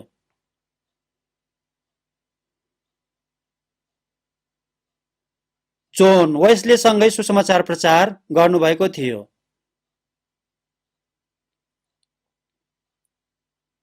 तपाईहरूले सिन्डरेलिस भन्ने फिल्म हेर्नुभएको छ होला। सिन्डरेलिस जर्मन देशको व्यापारी थियो। यो मानिस पनि धनी थियो। यहुदीहरूलाई काम गर्न लगाएर यो मानिस धनी भएको थियो। यो मानिसले यहुदीहरूको परिश्रमबाट धेरै धन सम्पत्ति कमाएको थियो। तर जर्मनीहरूले यहुदीहरूलाई बिना कारण पक्रेर हत्या गरेको घटनाहरू यो मानिसले देख्यो। यसकारण मानिसको जीवनलाई यसरी निर्दयसित हत्या गर्न मिल्दैन, यसरी गर्नु हुँदैन भनेर यो मानिसले पनि निर्णय गर्यो। यसकारण यहुदीहरूको जीवन रक्षा गर्नको लागि आफ्नो सबै सम्पत्ति प्रयोग गरेको थियो। यो फिल्ममा हेर्नुभयो भने अन्त्यमा 1000 जना जतिलाई यसरी बचाएको देखाएको छ। उसले अन्त्यमा भनेको कुरा के छ भने तिमीहरूलाई बचाउन सबै सम्पत्ति खर्च गरेको छु, यो कुरा तिमीहरूले बुझेको छ भनेको छन्। अझै पनि उसले के भनेको थियो भने यो गाडी र यो मसँग भएको लोको पनि बेचेको भए अझै पनि केही मान्छेहरूलाई बचाउन सक्थ्यो भनेको थियो। यो मान्छेको चिहान अहिले पनि इस्रायल देशमा छ। उसको श्रीमती पनि केही वर्ष अगाडि मात्रै यरुसलेममा मरेको थियो। यहुदीहरूले आफ्नो लागि दुःख गरिदिएर उपकार गरेको मानिसहरूलाई कहिले पनि भुल्दैन, धन्यवादी हुन्छन्।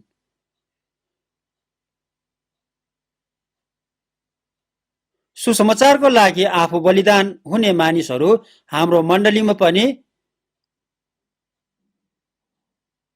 आफ्नो राम्रो जागिरहरू छोडिदिएर मण्डलीमा प्रचारक भएको प्रियहरू धेरैजना छन्।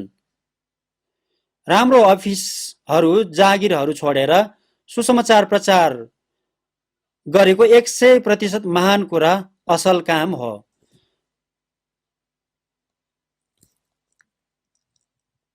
उहाँहरूले गरिब देश खतरा देशहरूमा पनि आफ्नै सो इच्छाले मिसनेरी भएर दुःख परिश्रम गरिरहनु भएको छ।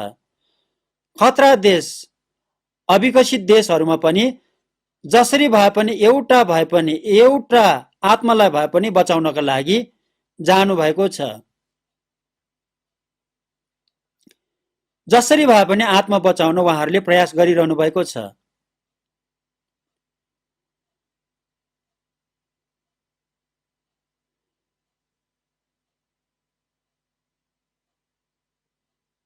हामी सबै प्रचारकहरूले भन्ने कुरा छन्, हामीहरू कहिलेकाहीँ भेला भएपछि हामीहरू सबै सुख सुविधाको ठाउँ खोज्दैनौ, तर प्रभुजीको लागि सुसमाचारको लागि मर्न पाउने ठाउँमा खोजेर जानेछौँ भनेर सँगै भन्छौँ।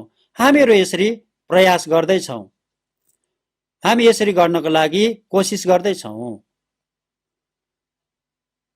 भजन संग्रहको पुस्तक 126 अध्यायको 5 र 6 पदको वचनमा आँसुको साथमा छर्नेहरूले आनन्दका साथ गीत गाउँदै कटनी गर्नेछन्। जो रुँदै रुँदै बिउ बोकेर छर्न जान्छ त्यो फसलका बिटाहरू बोकेर आनन्दले गीत गाउँदै फर्कने छ भन्नुभएको छन्। आँसुको साथमा छर्नेहरूले आनन्दका गीत गाउँदै कटनी गर्नेछन् भन्नुभएको छ। किन आँसुको साथमा बिउ छर्नु पर्छ होला? सुसमाचारको बिउ आँसु पसिना दुःख कष्टको साथ छरेन भने फल फलाउन सक्दैन। आफै केही पनि राम्रो हुँदैन। हामीले दुःख गरेर सुसमाचार प्रचार गर्यो भने प्रभुज्यूसँगै आनन्दसँग कटनी गर्ने दिन पनि आउँछन्।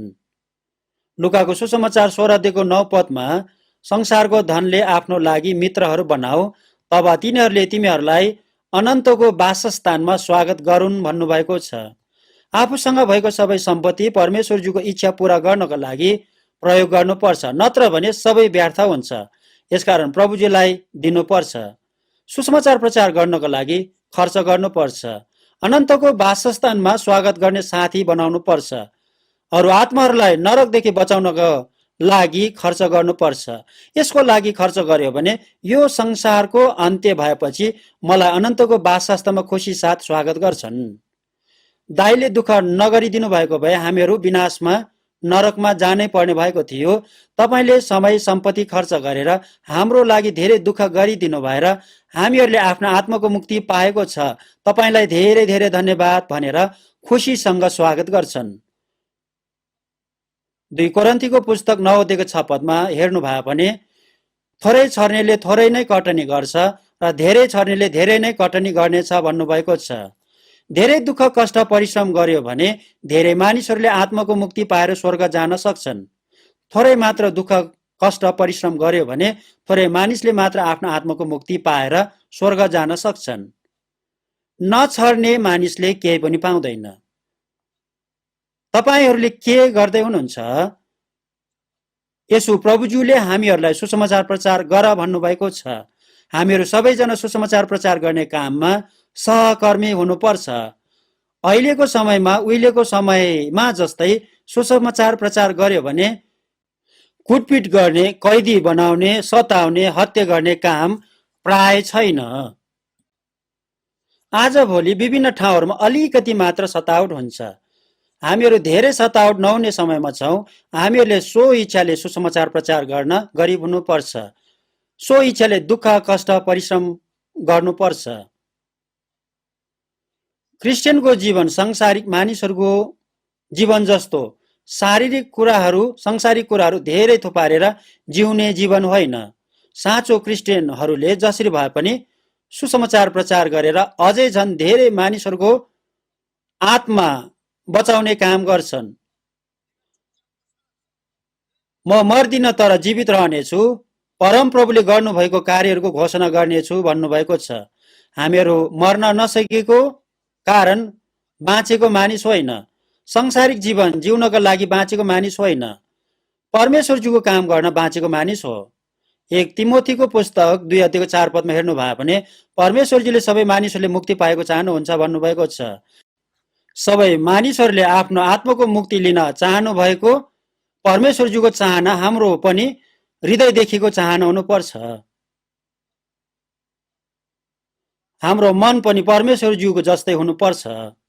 हामीहरूले पनि धेरै मानिसहरूले आफ्नो आत्माको मुक्ति पाउन सक्ने गरी चाहना गरेर दुःख कष्ट परिश्रम बलिदान गर्नुपर्छ। एफिसीको पुस्तक 3:20 पदमा हामी भित्र काम गर्ने उहाँको शक्ति अनुसार हामीले मागेको वा चिताएको भन्दा ज्यादै प्रशस्त मात्रामा गर्न सक्नुहुन्छ भन्नुभएको छ।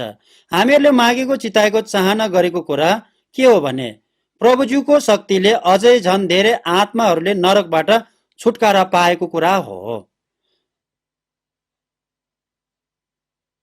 परमेश्वरजीले चाहना गर्नुभएको पवित्र काम पूरा गर्नको लागि हामीहरूले दुःख कष्ट परिश्रम बलिदान गर्नुपर्छ।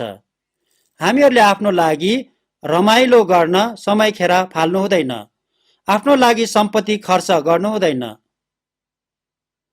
आफ्नो लागि सबै कुरा नियन्त्रण गर्नुपर्छ, बलिदान गर्नुपर्छ। हाम्रो समय हाम्रो सम्पत्ति सुसमाचार प्रचारको लागि लगानी गर्नुपर्छ। हामीहरूसँग भएको सबै कुराहरू नरकमा जानुपर्ने मानिसहरूको आत्मालाई बचाउनको लागि सुसमाचार प्रचार गर्न प्रयोग गर्नुपर्छ।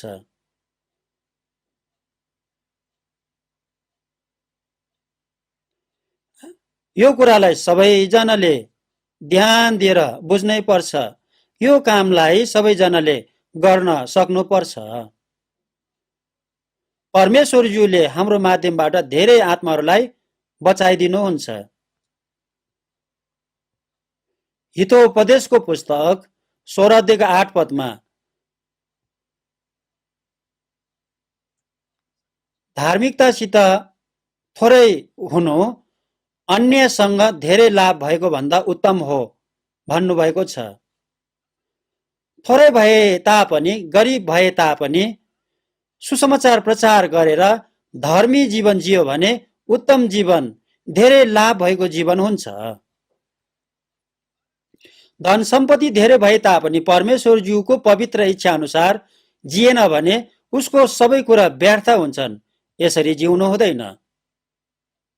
हामीहरूले पनि निर्णय गर्नुपर्छ। परमेश्वरज्यूको पवित्र इच्छा अनुसार जिउन ठिक निर्णय गर्नुपर्छ।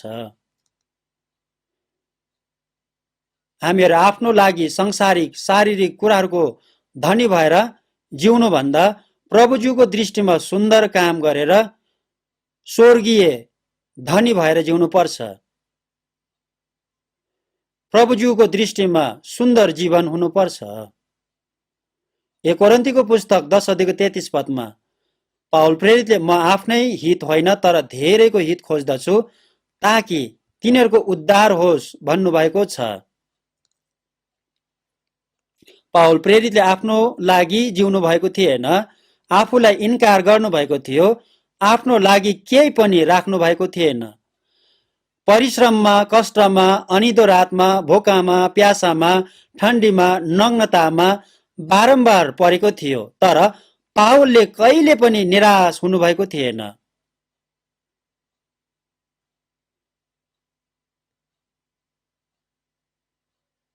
सुत्ने समयमा पनि उठ्ने समयमा पनि जसरी भए पनि मानिसहरूको आत्मालाई नरकबाट बचाउने काममा ध्यान दिनुभएको थियो। जसरी भए पनि मण्डलीको लागि परिश्रम गर्नुभएको थियो। प्रभुज्यूको लागि गरिब हुनुपर्छ। यस्तो जीवन सबैभन्दा राम्रो र महत्त्वपूर्ण जीवन हो। हितोपदेशको पुस्तक 19:6 धेरैले शासकको निगाह खोज्छन् र प्रत्येकजना उपहार दिने व्यक्तिको मित्र हुन्छ भन्नुभएको छ। उपहार दिने व्यक्तिहरू हामीहरू हुनुपर्छ। स्वार्थी, लोभी, कपटीले परमेश्वरज्यूको उपकारलाई प्रचार गर्न सक्दैन। मानिसहरूको आत्मालाई नरकबाट बचाउन सुसमाचार प्रचार गर्न सक्दैन। आफ्नो लागि थोरै खर्च गरेर मानिसको आत्मा बचाउन सुसमाचार प्रचार गर्नको लागि धेरै खर्च गर्नुपर्छ। यस्तो मानिसको माध्यमबाट परमेश्वरज्यूले काम गरिदिनुहुन्छ। रोमीको पुस्तक 14:7-8-9 वचनमा हामी कोही पनि आफ्नै निम्ति बाँच्दैनौँ र कोही पनि आफ्नै निम्ति मर्दैनौँ, हामी प्रभुकै निम्ति बाँच्छौँ र मर्छौँ भन्नुभएको छ। प्रभुज्यूको सुसमाचार प्रचार गरेर मानिसहरूले आफ्नो आत्माको मुक्ति लिन लगाउने काम प्रभुज्यूको काम हो। बाँचे पनि प्रभुज्यूकै लागि, मरे पनि प्रभुज्यूकै लागि जिउने जीवन प्रभुज्यूको सुसमाचार प्रचार गर्न दुःख, कष्ट, परिश्रम, बलिदान गर्ने जीवन हो। अझै झन् धेरै आत्माहरू बचाउनको लागि परमेश्वरज्यूको स्वर्गीय सम्पत्तिले धनी बनाउने काम गर्नको लागि हामीहरू जिउनु पर्छ। पहिले उहाँको राज्य र धार्मिकताको खोजी गर, त्यसपछि यो सबै कुरा झन थपिने छन् भन्नुभएको छ। यसरी जियो भने आवश्यक भएको सबै कुराहरू परमेश्वरज्यूले दिनुहुन्छ। देउ र तिमीहरूलाई पनि दिइनेछ। मानिसहरूले प्रशस्त परिणाममा खाँदी खाँदी बेसरी हल्लाएर पोखिने गरी तिमीहरूको पोल्टमा राखिदिनेछन् भन्नुभएको छ। यसो प्रभुज्यूको लागि जिउने मान्छेको जिम्मा परमेश्वरज्यूले लिनुहुन्छ। दानियलको पुस्तक 12:3 धेरै मानिसहरूले धार्मिकतामा डोर्याउनेहरू ताराहरू जस्तै सदा सर्वदा चम्किनेछन् भन्नुभएको छ। धेरै मानिसहरूले धार्मिकतामा डोर्याउनेहरू प्रभुज्यूको अगाडि ताराहरू जस्तै सधैँ चम्किरहने हुन्छ। मानिसहरूलाई हामीहरूले धार्मिकतामा डोर्याउनु पर्छ। हामीहरूले सुसमाचारको लागि, हराएको आत्माहरूलाई खोज्नका लागि हाम्रो समय, सम्पत्ति, सबै कुराहरू बलिदान गर्नुपर्छ। हामीहरूले गरेको बलिदान एउटा पनि खेर जान परमेश्वरज्यूले दिनुहुन्न। हामीहरूले परिश्रम गर्यो भने परमेश्वरज्यूले फल पाउँछ। भोलिदेखि बाइबल गोष्ठी गर्ने योजना छ, तर यसपालि के गर्नुपर्ने हो दोधारमा छ। क्रिस्चियन धर्म मान्नेहरूको पनि समस्या छ। क्रिस्चियनहरूबाट केही समस्या भयो भने धेरै बदनाम गर्ने, योजना बनाउने मानिसहरू धेरै छन्। मौका पाउने बित्तिकै घृणा गर्ने, झगडा गर्ने, योजना गर्ने मानिसहरू धेरै छन्। हामीहरूले पनि होशियारी गर्नुपर्छ, ठिक काम गर्नुपर्छ। हामीहरूले प्रचार गर्न रोक्नु हुँदैन, प्रचार गर्नै पर्छ। एउटा आत्मा भए पनि बचाउन सक्यो भने परमेश्वर पिताजी खुसी हुन्छ। यो हामीले गर्नै पर्ने काम हो। यो काम गर्न हामीहरूलाई जिम्मा दिनुभएको छ। हामीहरूले प्रचार गर्यो भने एकजनाले मात्रै होइन, धेरैजनाले नै आत्माको मुक्ति पाउन सक्छन्। हामीहरू सबैजनाले एउटै मन भएर प्रार्थना गर्नुपर्छ। हामीहरूले गर्न सक्ने काम सबै गर्नुपर्छ। हराएका आत्माहरूलाई खोजेर बचाउन काम गर्यो भने परमेश्वरज्यू हामीहरूको साथमा रहिदिनुहुन्छ। यो काम गर्नको लागि सबैजना सहकर्मी हुनको लागि अनुरोध गर्दछु। सँगै प्रार्थना गर्नेछौँ। करुणामय हाम्रो परमेश्वर पिताज्यूलाई धन्यवाद र प्रशंसा चढाउँछौँ। यो अन्त्यको समयमा हाम्रो आत्मालाई नरकबाट बचाइदिनु भएको छ। अब हाम्रो बाँकी जीवनलाई सुसमाचार प्रचार गर्न, आज्ञाकारी भएर जिउन, दुःख, परिश्रम, बलिदान गरेर जिउन दिनुभएको छ। धन्यवाद चढाउँछौँ। धनी येशू प्रभुज्यूले हामीहरूलाई स्वर्गीय धनी बनाइदिनको लागि गरिब भइदिनु भएको कुरालाई हामीहरूले अध्ययन गरेका छौँ। येशू प्रभुज्यूले गरिब भइदिनु भएर हामीहरूलाई स्वर्गीय धनी, परमेश्वरज्यूको सन्तान, स्वर्गको उत्तराधिकारी बनाइदिनु भएको छ। धन्यवाद चढाउँछौँ। अझै पनि आत्माको मुक्ति नपाएको मानिसहरूलाई परमेश्वरज्यूको अनुग्रहको सुसमाचार प्रचार गर्न, हामीहरूको समय, सम्पत्ति, सबै कुराहरू बलिदान गर्न सक्न हामीहरू सबैजनालाई प्रभुज्यूले सहयोग गरिदिनुहोस्। प्रभुज्यूले दया गरिदिनुहोस्। यो कामको लागि हामीहरू सबैजनालाई प्रयोग गरिदिनुहोस्। अब आउने हप्तामा हुने बाइबल गोष्ठीमा धेरै मानिसले आत्माको मुक्ति पाउन सक्न परमेश्वरज्यूले सहयोग गरिदिनुहोस्। हाम्रो प्रभु येशू ख्रीष्टको नाममा प्रार्थना चढाउँछौँ। आमेन।